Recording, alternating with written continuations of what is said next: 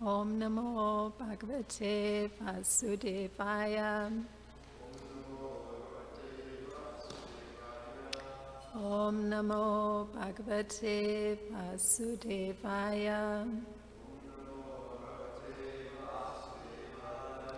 Om Namo Bhagavate Vasudevaya.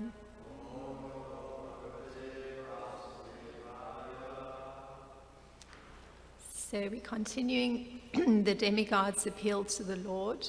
It's Canto 8, Chapter 5, and the text today is 47. And can chant responsively. Klesha Buri Alpa Sarani Karmani Vipudani Va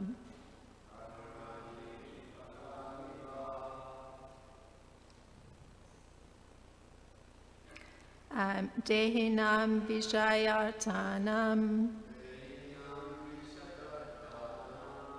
Na tatai varpartam tvayi Klesha Buri Alpasarani Karmani Vipadani Va Dehinam Vivayartanam Naktatai Varpatam Tvayi Klesha Buri Alpasarani Karmani Vipudani Va Dehinam Vishayvartanam Natatai Varpartam Tvayi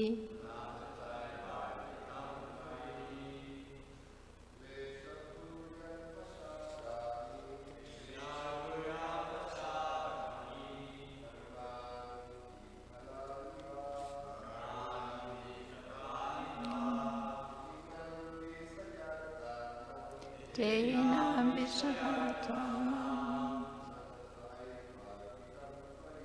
Natatai Varpartam Tvayi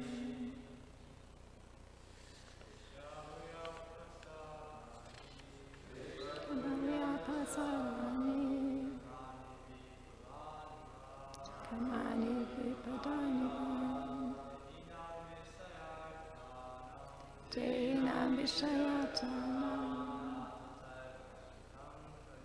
Natatai Vipadam Padam Klesha Buri Alpasarani Karmani Vipalani Va Dehinam Vishayartanam Natatai Vipadam. The word for word, klesha, hardship, buri, very much, alpa, very little, sarani, good result, karmani, activities,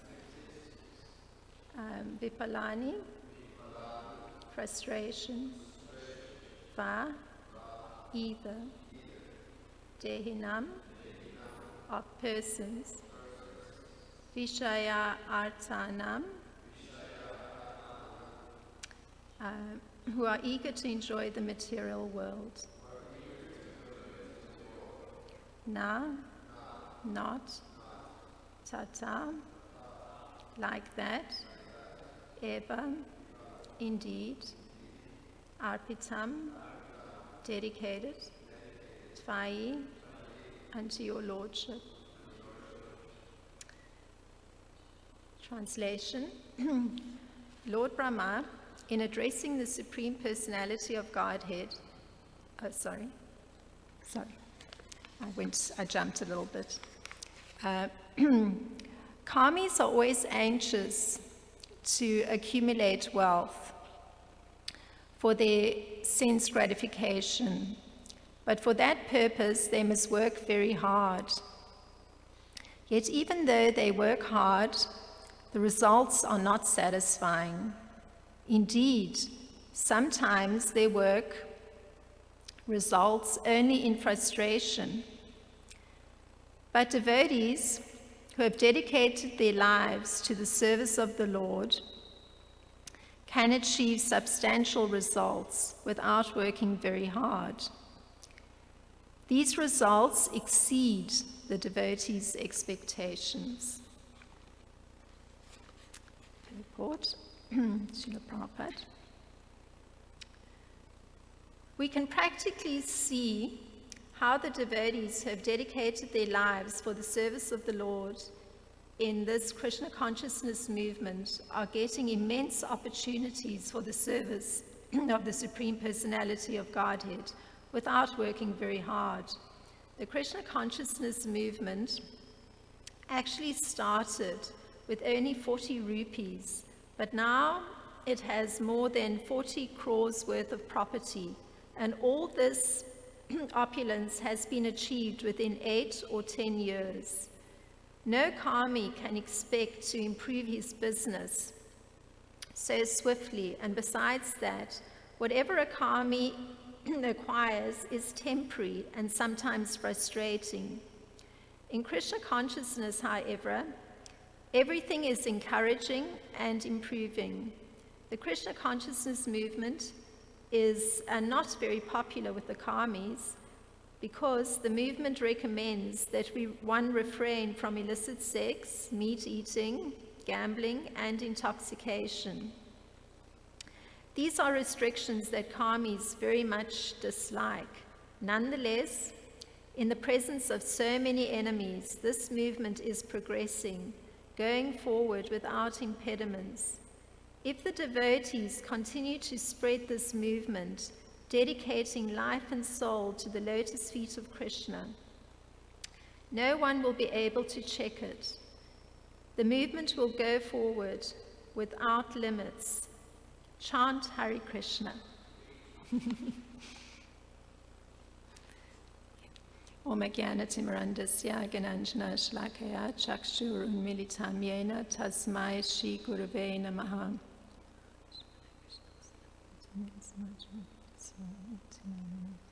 Namo Vishnu Padaya Krishna Prestaya Bhutale Srimate Bhaktivedanta Swami Iti Namine Namaste Saraswati Deve Gauravani Pracharine Nirvishesha Sunyavadi Paschatya Deshatarine Jai Shri Krishna Chaitanya Prabhu Nityananda Shri Advaita Gadadhar Shivasadi Gaura Bhaktivinoda Hare Krishna, Krishna Krishna, Hare Hare, Hare Rama, Rama Rama, Hare Hare.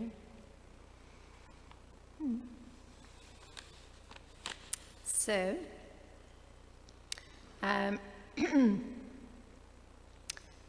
this is Lord Brahma addressing the Supreme Personality of Godhead at the shore of the Milk Ocean, together with the demigods. And he's doing something very interesting. He's contrasting the aim of the karmis, or the fruitive workers, with the aim of the devotees. So in the case of the karmis, or the fruitive workers, their aim is self-serving. It's to gratify or please their senses. And in the case of the devotees, the aim is quite different. It's actually dedicating the entire life, or the entire life of the devotee, to the service of the Lord. So it's quite a dramatic contrast when you look at it from the point of view of being completely self-serving on the one side, and on the other side, completely dedicated to serving the Supreme Lord. It's a huge contrast. So this aim of giving pleasure to the senses is accompanied by a huge anxiety. And that anxiety is, there's a necessity to accumulate wealth, because wealth is necessary to please the senses. And this is something that Lord Brahma has stated here. So this anxiety for ordinary prosperity can also be seen on the internal level as a kind of physical fever. And I was reflecting on this a little bit this morning. There was a period of time in New York City where I was working under an extremely famous editorial photographer, and the person was responsible for, that very extremely glamorous French Vogue. So he was responsible for most of the editorial content, or a lot of the editorial content. And I used to witness this huge fever on a daily basis, because the man would start his day, and this is, as an assistant, one actually gets to see how the person's functioning. So the man would start his day by juggling some coins of how, what his fortune would be that particular day. And then the day would proceed with inevitably some tantrums, because this prestigious person that was to be in front of his lens was not attired exactly how he wanted. And so there's and the whole thing was driven by a particular kind of prosperity that person wanted, and the prosperity that person wanted was fame. So everything to fit into his idea of the fame had to be exactly according to what his particular senses were dictating. So it's definitely a huge physical fever. So now this is quite different to dedicating one's life to the service of the Supreme Personality of Godhead, because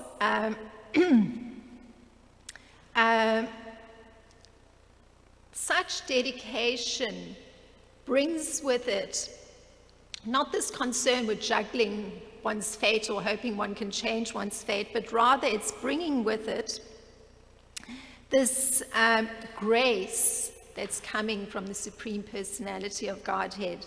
And that grace takes the form of gradually reducing the temperature of this material fever. So that material fever is present in everyone. It's just that in the case of the devotee, there's a direct experience by the grace of the Lord of the material fever's temperature getting reduced. And what that proceeds to bring about is spiritual health. And that spiritual health is getting restored, where one is beginning to see everything in relation to the Supreme Personality of Godhead. So it's not that one is an isolated entity and one is attempting to control but understands one can't control and is constantly frustrated because one is imagining that one can control. So it's a very confused paradigm. So that spiritual health is one is seeing things in relation to the Supreme Personality of Godhead and his hand or his kind benediction coming in every aspect of one's functioning. So here there's a nice example of that approach by Narada, the son of Lord Brahma. There's a part where he's describing a particularly dramatic moment in his life where he says, his poor mother was going out one evening to milk a cow and she got bitten on the leg by a serpent. So this is how he responds to it. I took this as the special mercy of the Lord, who always desires benediction for the devotees. So his understanding is immediately acknowledging or understanding that the particular event that's taking place is actually some kindness that's coming from the Lord. So it's that material fever getting reduced. So he's understanding this even as a small child, which is when this event took place. And this reduction in the material fever is actually going on at every step. And it's due to the benedictory direction that's coming from the Lord. So the odd or the difficult moments, in an ordinary sense, are accepted as a special mercy of the Lord. And there's steps in restoring one's spiritual health. So one can only think how unhealthy the existence is of the karmi, or the fruitive worker, who's over time certainly experiencing ill health in many ways, psychically, emotionally, interrelationship-wise. One can see it very graphically. So now Lord Brahma is also contrasting the extent of work involved in achieving this comfort of the senses. So he states one has to work very hard. If I go back to my example, this person came to mind somehow in relation to this, the fruitive worker. The hard work of this person was at least an hour a day was dedicated to phone calls to the top editors of the different magazines, and then this huge anxiety of who would accept an invitation to lunch and who would not, because that was all part of, getting the particular contracts that would lead to the fame. So it's extremely hard work, and there's no certainty because it relies on the good favor of others to allow one to achieve what one wants to achieve. So, and Lord Brahma says, even with such hard work, the results are not satisfying. And I recall, this person is very strongly in my consciousness this morning just because of this subject matter. I recall this person in moments of desperation, because the material fever is so high. Then there would be phone calls to an affluent friend to try and change the course of events. So he would call Princess X that he was close to kindly intervene to allow for this particular arrangement, because she may be influential with a particular person, to allow for a particular session or contract to manifest. So always the results are not satisfying because there's no control. And with devotees living their lives dedicated to the service of the Lord, there's substantial results. This is what Lord Brahma is saying, without working very hard. And the not working very hard is interesting because the karmi is grappling with very heavy material energy. And the devotee, on the other hand, has been freed from that weight. He's in a, or she is in a very protected space. So the work is easy for that reason, because one hasn't got the weight of material energy on one's shoulders. So Srila Prabhupada, he sees these substantial results that the devotees are able to achieve as being in the form of immense opportunities to perform service to the Supreme Lord. So if one were to say this to an ordinary person, that the results one is getting is more opportunities to do more work, this may be a little difficult to understand, because generally the result is more on, the emphasis for the karmi would be more on in which way the senses have received some pleasure. So, there's been some acknowledgement in the world, the name has gone up in lights, something like that. So, now, I was thinking about this a little bit to these substantial results as being in the form of immense opportunities to serve. And I was reflecting on, just on a personal level, being called by Nityananda Pran to come and serve here. And, there's one little direction that's given, okay, shape a school.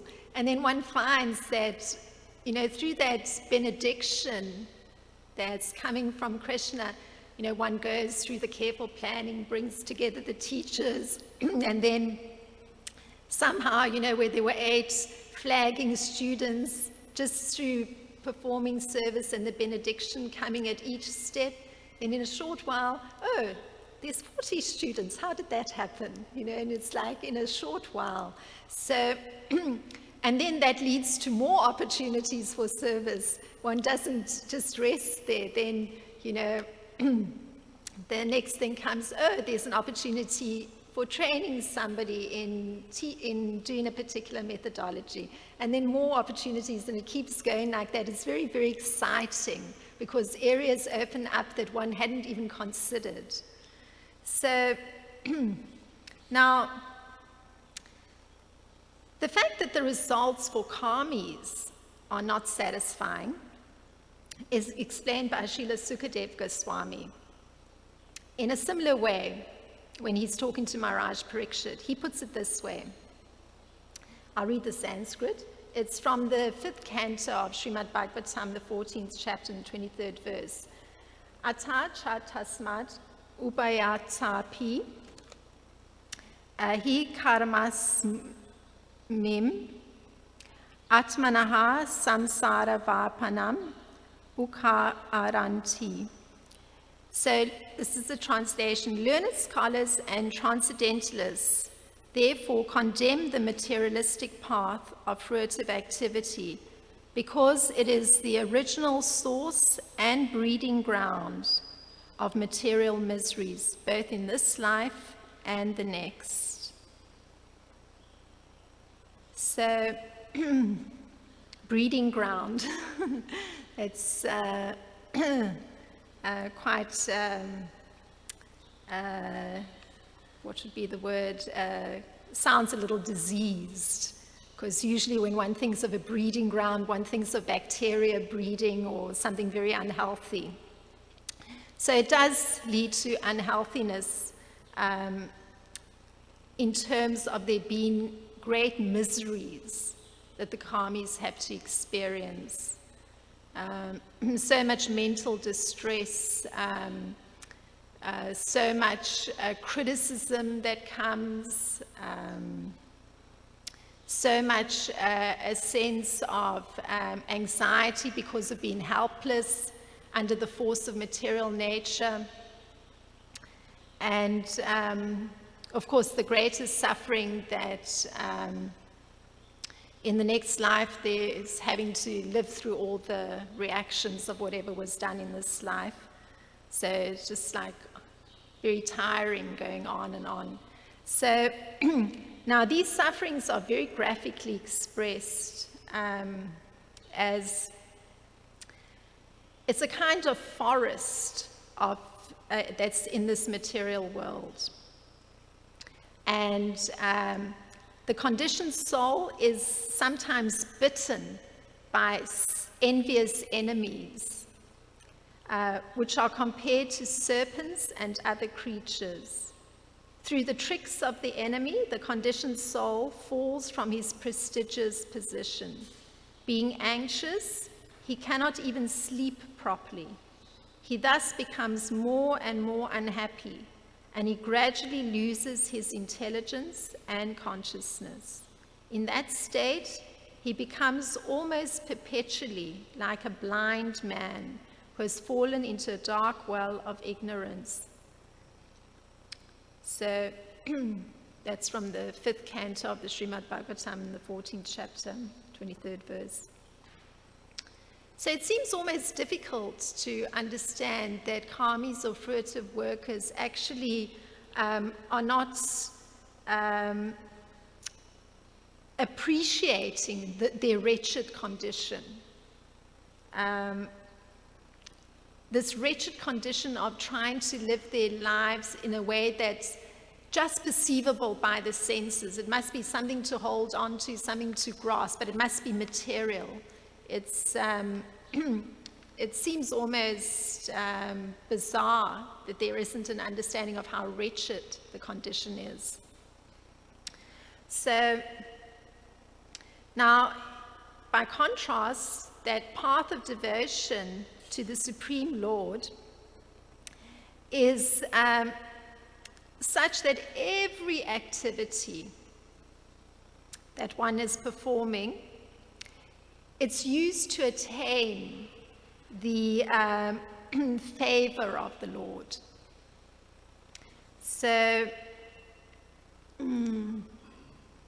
this, of course, is very wonderful, because if one understands that Krishna is the complete whole, then connecting with that complete whole and calling for his favor or performing something for him in order to bring his favor upon one can only actually bring about that, sense of completion, which is so lacking for the poor karmi.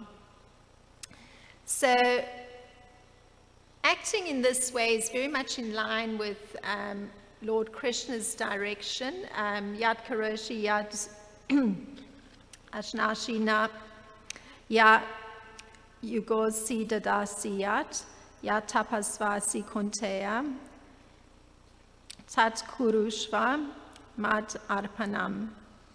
Whatever you do, whatever you eat, whatever you offer or give away, and whatever austerities you perform, do this, O son of Kunti, as an offering to me. So Krishna's direction, the recommendation that everyone's working to maintain their body and soul together. Everyone's eating to live, and many persons are performing ritualistic ceremonies, and many persons are giving in charity, and in all cases his direction is to do it for him. So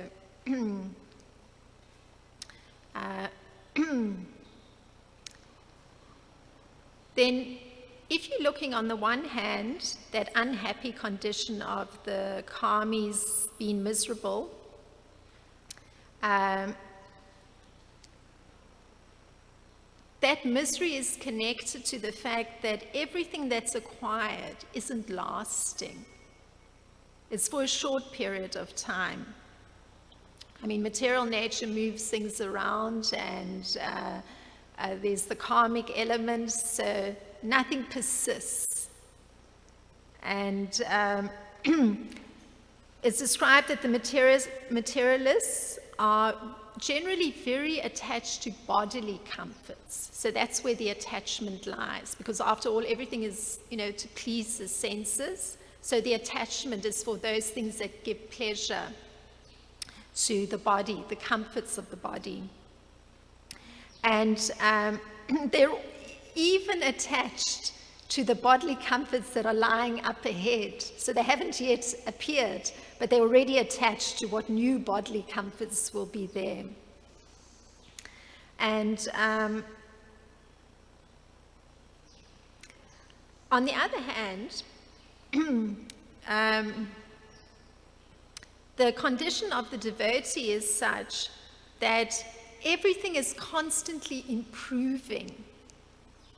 And the reason this is so, that for the devotee everything is constantly improving, is because he's getting that favor of the Lord. So it's that spiritual dimension, the blessing, that's just allowing for improvement, constant improvement. And the devotee is becoming free from those attachments to bodily comforts. As Srila Narottam Das Thakur says, Deha smriti nahi yara samsara bandhana kahantarai. A person whose practice has freed him from the anxieties of bodily needs is no longer subject to those behavioral patterns that come from his being in goodness, passion, or ignorance.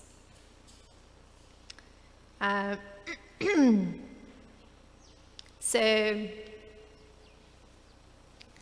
it's a huge weight that is lifted off one's shoulders, and a huge weight that's lifted in terms of even one's functioning being freed up. So the attachment that develops in the devotee is quite different. It's described as taking shelter of the holy name. So that's the attachment that develops within the devotee. And going to the extreme end of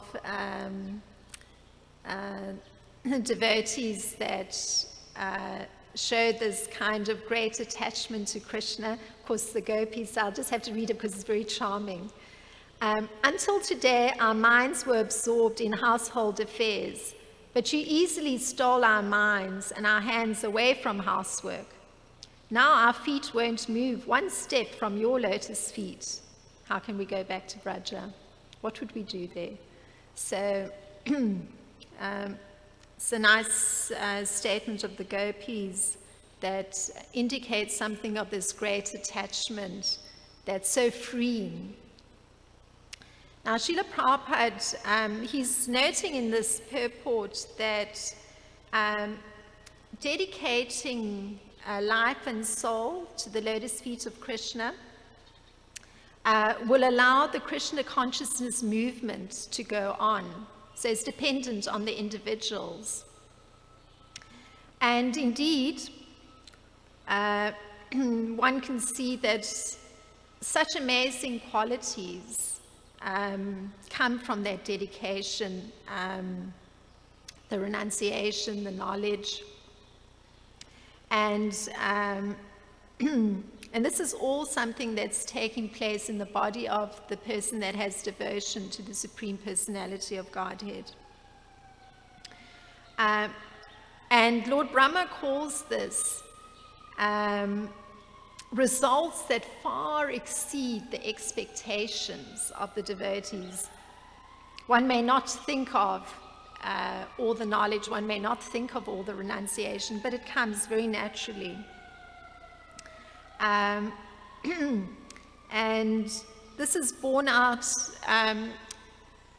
Srila Sukadev, or Srila Sutta Goswami, when he's responding to the early questions in the first canto of the Brahmanas, he says that by rendering devotional service unto the Supreme,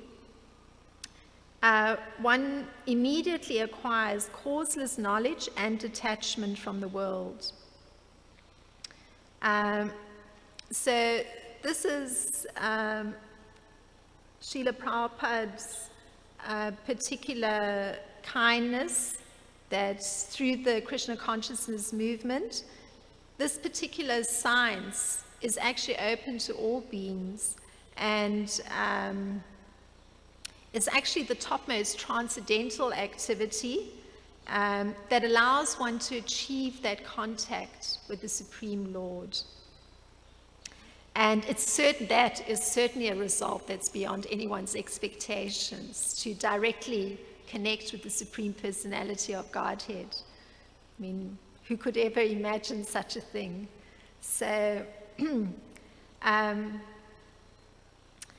so the devotees, by engaging themselves in the service of the Supreme Personality of Godhead, they get a chance to overcome those desires for fruitive activities that many persons are completely entrenched in. And this is something that one gets to experience, going back to that earlier idea that temperature is dropping, that huge material fever. So these are some thoughts on this very nice verse from Lord Brahma, his statement to the Supreme Personality of Godhead. If anybody has some thoughts to expand on this. Thank you very much for the class.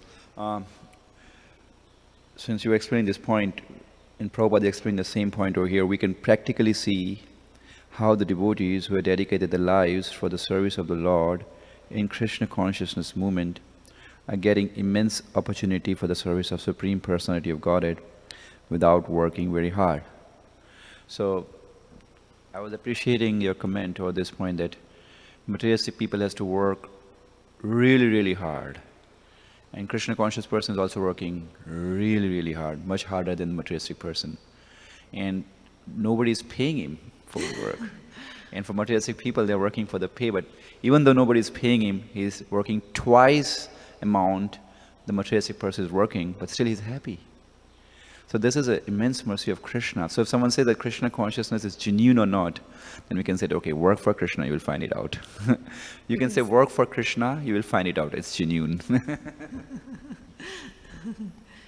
Yeah, it's quite extraordinary, the capacity that gets revealed to oneself, that capacity to work to the degree that one works, and in many areas, and using so many abilities, and truly exploring those abilities. And of course, because it's in relation to Krishna, it's so joyful that what is the concern with monetary gain? It's so insignificant, completely insignificant.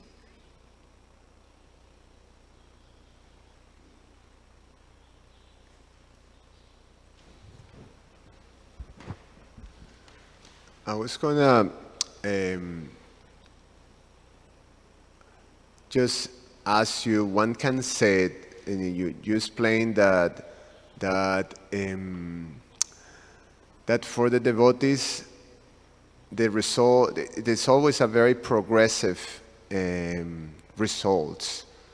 They're becoming the experiences that, and Prabhupada mentioned in the purport, that for the devotees that result even goes beyond one's expectations of the expectations of the devotees. For the karmi, is the contrary. It goes, it degrades, to the point of frustration.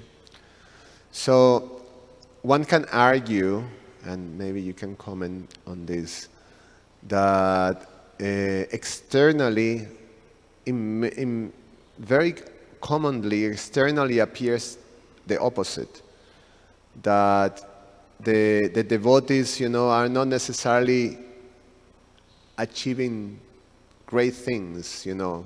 I mean, in Prabhupada puts the example basically of himself, that in 10 years, from 40 rupees, he became, you know, 40 crores of rupees, you know. That's, how much is that in I know, but how much translate into dollars?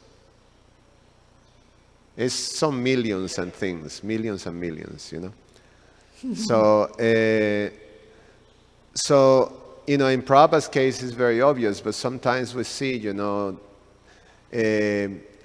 our temples are not necessarily, you know, are struggling to get, you know, to keep up with all the, you know, projects that we have.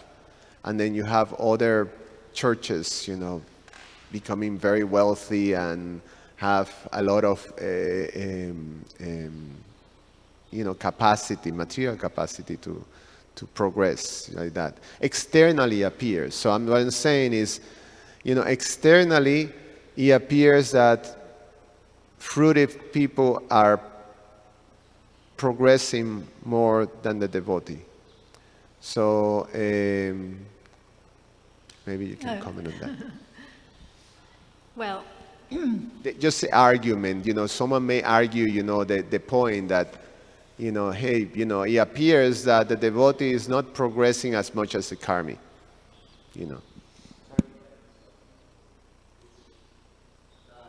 The argument, what is presented in the purport, and Krsnarcana Mataji also presented in the class, that the devotee progress, the result is progressive, and the karmics is sort of regressive to the point of, so, you know, one can argue against it, you know, like that. well, the best way to respond to that is the Sri Upanishad. I'm just going to read the mantra 1 and then comment. Everything animate or inanimate that is within the universe is controlled and owned by the Lord. One should therefore accept only those things necessary for himself, which are set aside as his quota, and one should not accept other things, knowing well to whom they belong. So that's the success of the temples. Everything is directly given by Krishna according to what the capacity of the devotees is. So it means that everything is perfect. The karmis or the fruitive workers don't hold that concept that everything is owned by the Lord, and therefore, you know, what you're given, you cherish, you utilize, and, you know, you don't distract yourself with trying to think how you can get more than what is allocated to you, because there isn't the proper understanding. So there's constant frustration and lack of equilibrium because there isn't that understanding. Where the understanding is correct, there's equilibrium. And this is actually what allows for a peaceful atmosphere to be present. And peacefulness is probably the most cherished state that one could hope for. I mean, it's highly cherished and regarded. So with the correct understanding that everything's owned by Krishna, it's allocated by him, one can actually be peaceful, that everything's in order as it should be in the temple. So it may appear that, you know, there's projects that could be done, or there's projects that need attention, but that's fine. One understands, you know, one moves slowly towards that, and Krishna gives as the capacity is there. Everything's in order, it's perfectly harmonious. If one contrasts it perhaps as you were doing with perhaps some secular religion where there is acknowledgement of God, but there's still the modes of nature operating because it's not having taken shelter in the transcendent nature of Krishna, and therefore putting one's whole shelter in transcendence, then what is going on there is a lot the modes of nature operating, and externally, one can see, perhaps schools have developed from some of those secular religions, or there's some social service structure that allows for the care of its members. And one could say, okay, in our society, that's not fully visible yet. I mean, one doesn't see too many day schools, and one certainly doesn't see that there's some social service network. But that's in order. It's growth over time, and because everything is owned by Krishna and one is given one's particular quota, one knows that as one grows, Krishna provides, and that's in order. One accepts it. It's perfect. It's peaceful. The other one is not sure. It's not actually necessarily completely peaceful, because there's the modes of nature operating. So if one were to choose peaceful versus modes of material nature, certainly peaceful. So peaceful is the preferred atmosphere. Yeah, that's a very nice answer. So if we measure progress in terms of material acquisition and material this, then one may say, oh, yeah, the karmis are progressing, but what is the result? What is the price of that material progress? But it's, a complete, like you put it in your class, an anxiety and all kinds of, this fever is becoming even more agitated. So in the case of the devotee, regardless if you have great material opulence, if Krishna provides or Krishna provides very little material opulence, you're still peaceful. You're still, so like you say, harmonious. So thanks. That's good.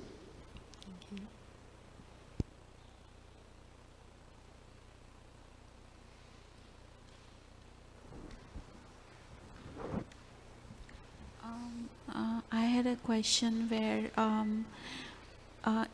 I feel that like in various texts when you read, Put the microphone closer. it says that God has given everybody abilities, so it is also a requirement of God that in the human form of life we should be able to perfect our abilities to the utmost best. Like in other scriptures it is written that God chastises a person who has not developed his talents to the fullest extent. I mean, in the Bible you read stuff like that God chastises a person who has not, and even the ability that was given to him is taken away if he has not developed it to the fullest extent. And even in the Gita, like we read that God appreciates Arjun because he is not turning into a mendicant, but rather he is developing whatever line of work he was born into. He is perfecting himself to be a Kshatriya, and so he is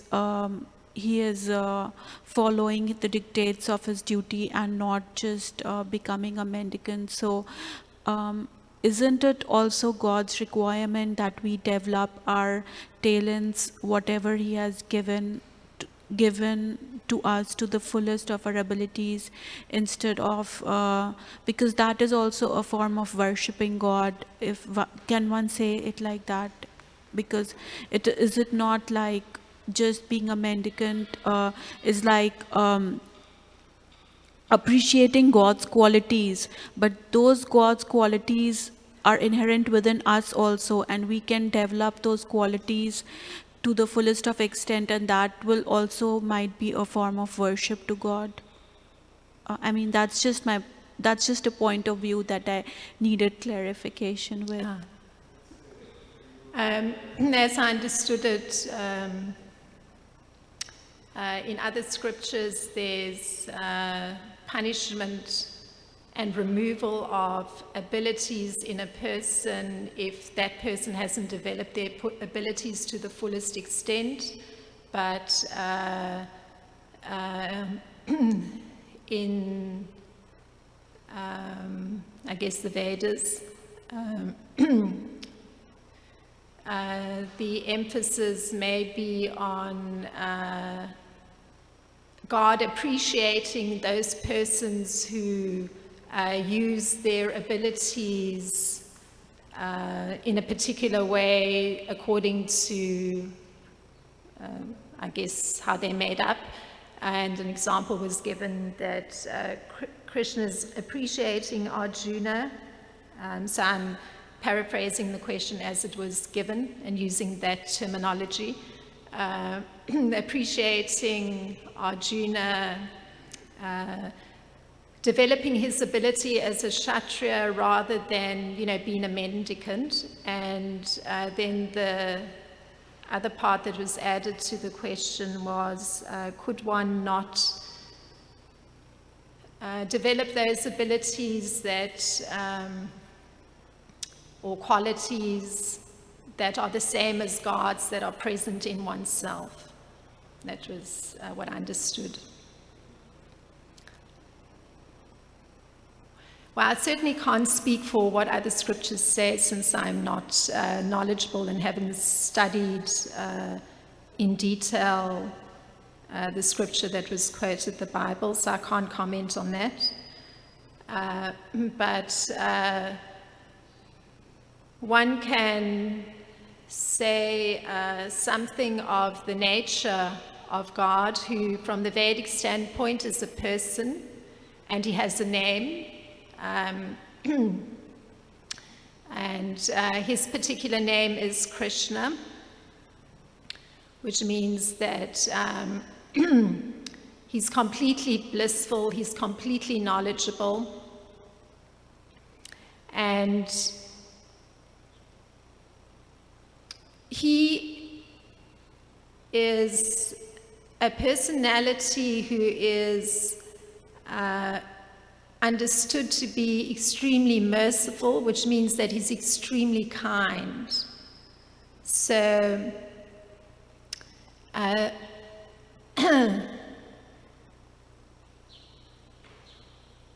in that kindness, or that from that position of kindness, he actually is reciprocating where there's a relationship that somebody is attempting to establish with him.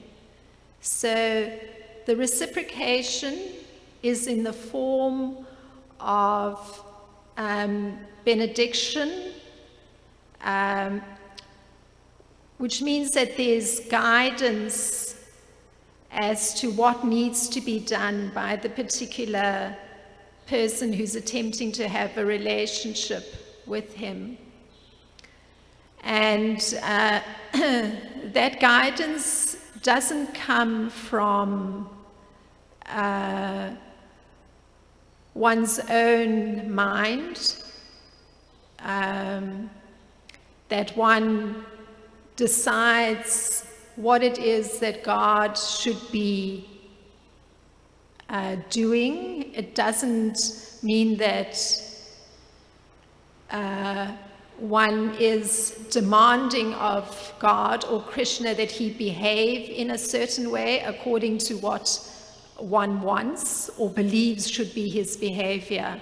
Rather, the position is that a person is bowing down at the lotus feet of Krishna, the Supreme Personality of Godhead, having no expectation, having only a desire to serve him, understanding his position and understanding that one is wishing to develop a relationship with him.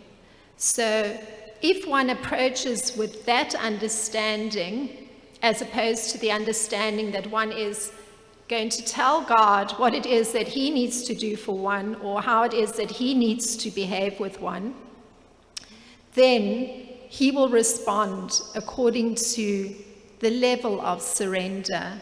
And in which case, his response to the level of surrender can be to bestow abilities that may not even have been present. And he may enhance some abilities, but that is his choice. He chooses. So he's not actually seeing it that a particular person must be praised for their efforts, because he is the one who is permitting anything to take place. So from the devotional standpoint, one takes the position that one is subservient to the Supreme Personality of Godhead. And one is not actually taking the position that according to how one's mind is demanding he behaves, that is what he's supposed to do. That is not a devotional position. That's the answer. Thank you.